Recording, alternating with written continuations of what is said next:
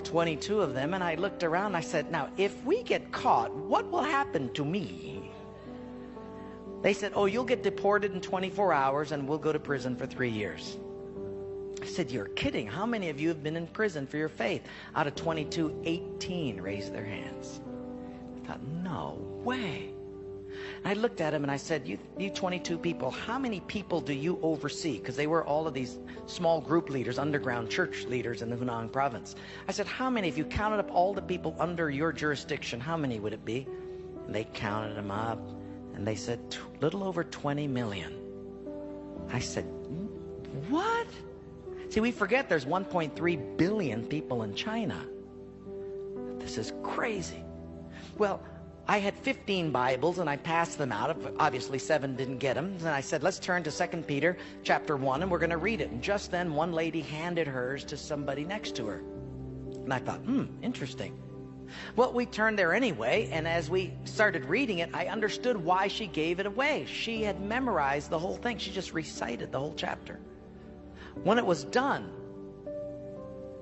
I went over to her at a break and I said, you recited the whole chapter. She says, oh yes, I've memorized many chapters.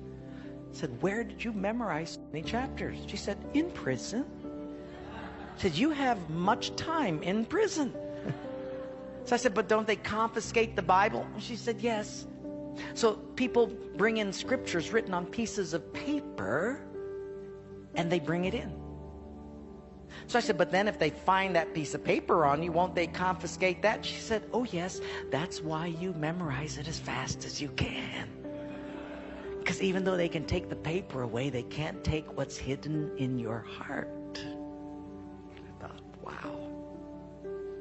Well, after 3 days, you fall in love with these people.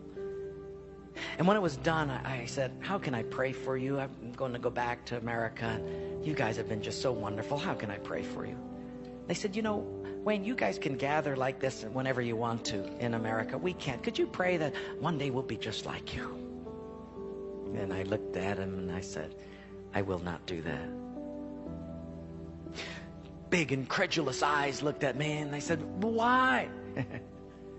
I said, because you guys rode a train for 13 hours to get here.